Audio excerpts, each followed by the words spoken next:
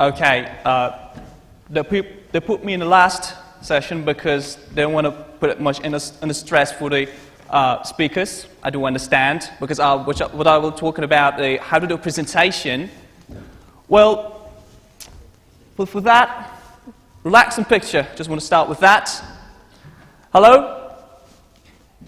Well, before I just want to start and make sure that for that list, this is actually the list for human top fears. And if you look at that, speaking before a group always comes to first. And people have good reasons behind that. But when you look at down the list, you see that heights in, bugs in, money, insects. When you look at that list, you see that that is 19%. Can you imagine? Well, it's weird that my friend actually told me that people want to be dead instead of giving presentations. Isn't it weird?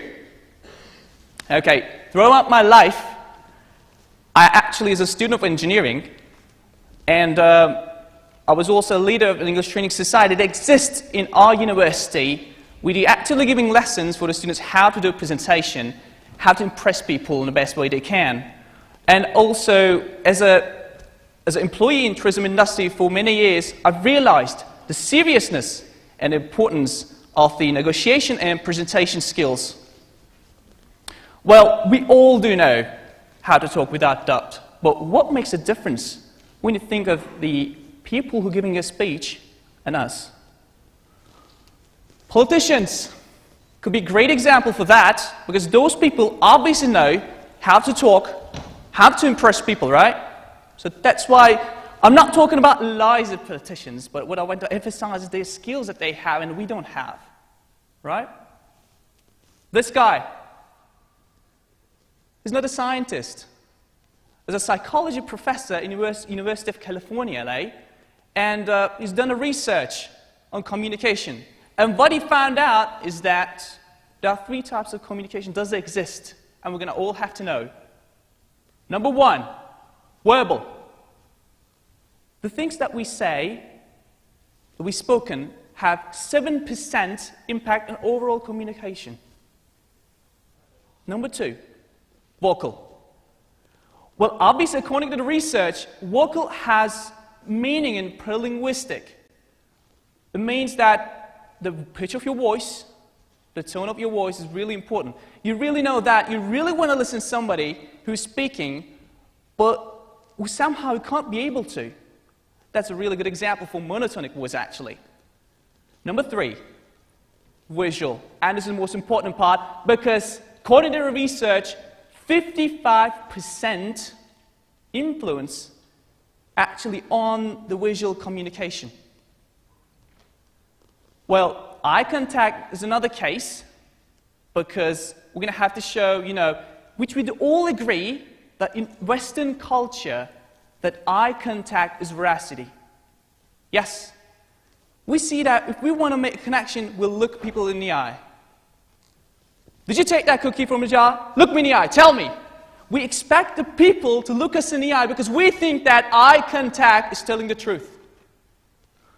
Well, obviously we're going to have to all know these types of communications in order to have better communication with the people, with the listeners. Well, beyond that, I'm going to give you 4 small tips that if you follow, you will already enjoy a better presentation. Number 1, movement. You're probably thinking that, what's the problem with the movement? Well, actually there's no problem with the movement if there's a purpose for the movement. If somebody asks me a question, I go forward to him or her, make sure I'm interested in. And the people are occasionally moving right and left to make sure that they create a balance between the audience, so that if I do go and left, I'll make sure that I'm not ignoring the right, so I'm moving right. And podiums, this is another case. People use that, right?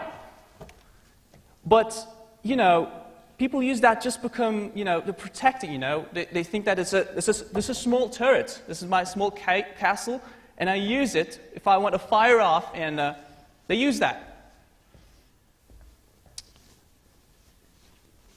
Pausing and pacing.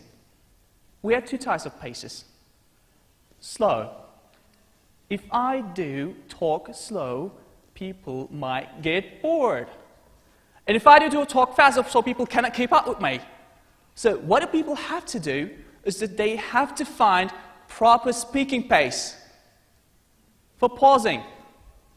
Stop talking long enough for the audience to ingest what's being said by speaker, and for the speaker, get a picture of it, try to put it into a context that they know, and moving on to the next thing they're going to say.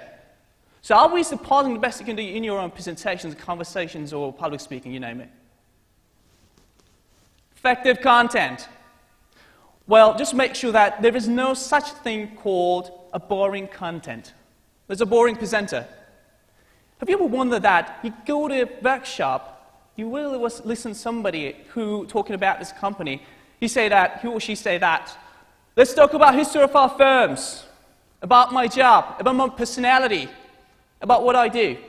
And what happens in the first 15 minutes is that this guy probably talking about how we're going to bore the people, how we're going to bore them, and tell how people bore them, right? It happens.